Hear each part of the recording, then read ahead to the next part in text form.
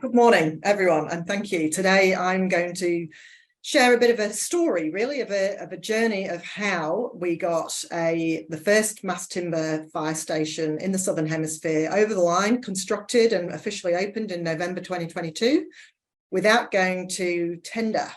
And it was certainly a test. So I've only got 10 minutes, so I'll jump straight on.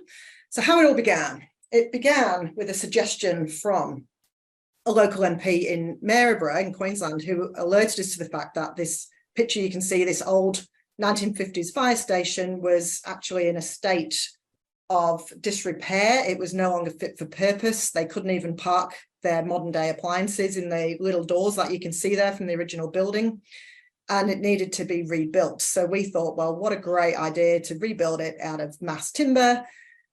And the first thing we had to do, obviously, was secure the fire services support. So we went and knocked on the door and spoke to the chief at the local station and said, hey, what do you reckon to this idea? Because if it's not supported on the ground from the start, there's no point us taking it any further.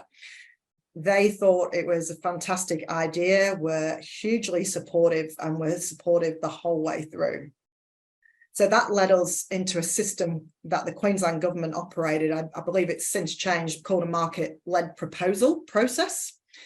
And we formed an unofficial consortium, if you like, because obviously Hyne Timber and XLAM alone weren't able to design and build a fire station. We needed a builder, we needed an architect, and we wanted the support from an innovation perspective of the University of Queensland Centre for Future Timber Structures. So with Hutchinson Builders and Baber Architects, XLAM, Hyne Timber and UQ, we formed the proponent team, if you like, and put forward our initial proposal, or the story, the pitch, if you like, as to why we think this is a good idea and why we think the Queensland government should progress it.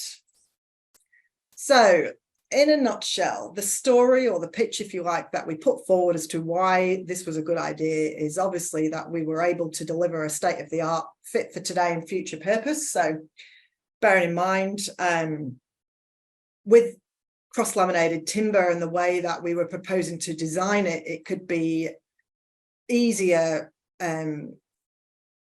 dismantled and reshaped into different designs for future use if that was necessary, including vertical extensions on a lighter weight structure, etc., as the fire service will inevitably need to grow to meet increasing population and so on. Also very innovative and iconic by design, while representing the rich timber city history. So Maryborough, as many of you would be aware, has been home for Hyne Timber for over 140 years. It's very much known as Timber City.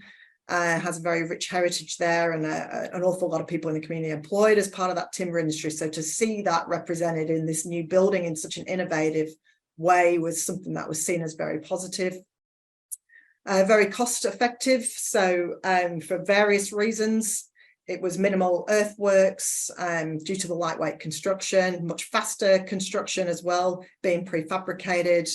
It was easier for us to use a lightweight material to restore the existing facade, which had heritage value and again was ideally to be restored and form part of the future building. The joining to the existing facade, the demonstration building for government. So the Queensland government, as all governments, are all about net zero, reducing emissions, particularly in the construction sector. This building was going to give them their demonstration piece to show what can be done, which is now proving particularly positive in the lead up to the Olympics. Something with superior fire performance. And again, when we first raised this idea with the fireys themselves, a lot of the broader community was like, surely you can't have a fire station made out of engineered timber. Yeah, it's just, it's too ironic. But indeed, the fireys know from fire engineering tests and so on of mass timber that it often chars, it puts itself out. You don't put a massive piece of timber on a fire in your campsite and expect it to just burn. And the environmental credentials, of course, the carbon that's locked up in the material for the life of the building.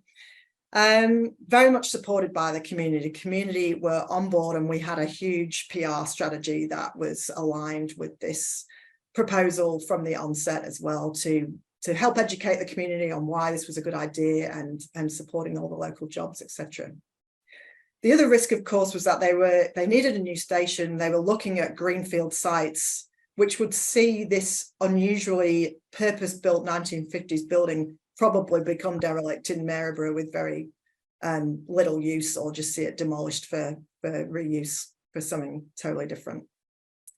All certified, local plantation pine, local guaranteed supply from ourselves, of course, including through to Exlam. So for those that aren't aware, Exlam and Hyne Timber are owned by the same company, which means Exlam has guaranteed supply of timber from the Hyne Timber sawmill in New South Wales.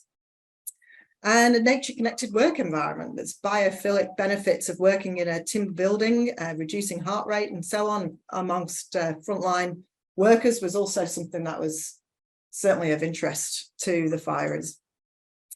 With all these types of projects, there was, of course, many challenges, and a number of people, particularly within the timber industry, were following this project with interest from the onset and noted that it took a really long time. We've all heard about this project for about 6 years, but there was no, you have to remember, we went and took this idea to them. There was no client brief. There was no budget approved by Cabinet. There was no temporary relocation plan or budget for the firers to operate from somewhere while this was going on.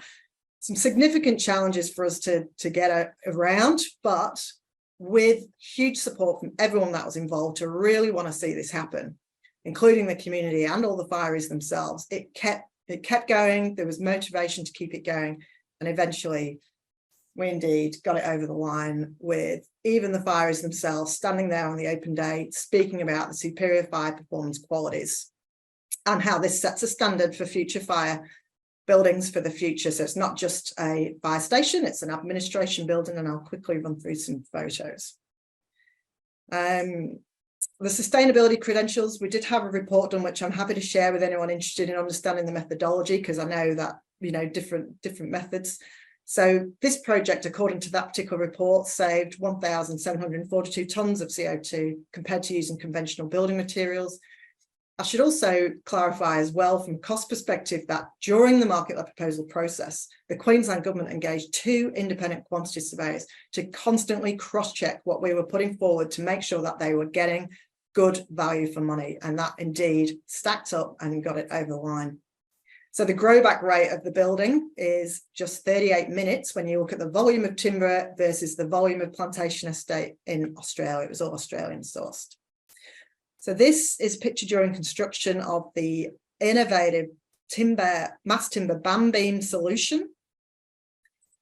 There's again some pictures and the red protective coating, obviously, of the CLT panels during construction.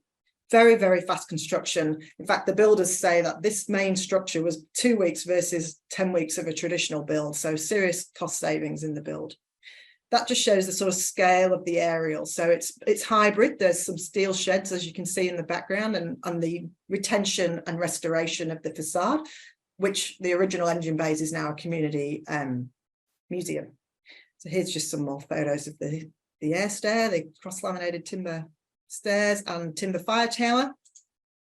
It's the engine bays, and that's the inside of the administration building. It's the upstairs, and that's the end of my presentation. Excellent, thank you, Katie.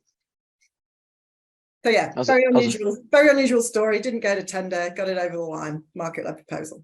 That's remarkable. Yeah, obviously you guys were very thorough the whole way through to keep everyone super confident that the project was going to be the right fit for the part. And it's especially important for us to have the support of fire departments in general with timber buildings, no more so than when the building is for the fireys themselves. So remarkable project.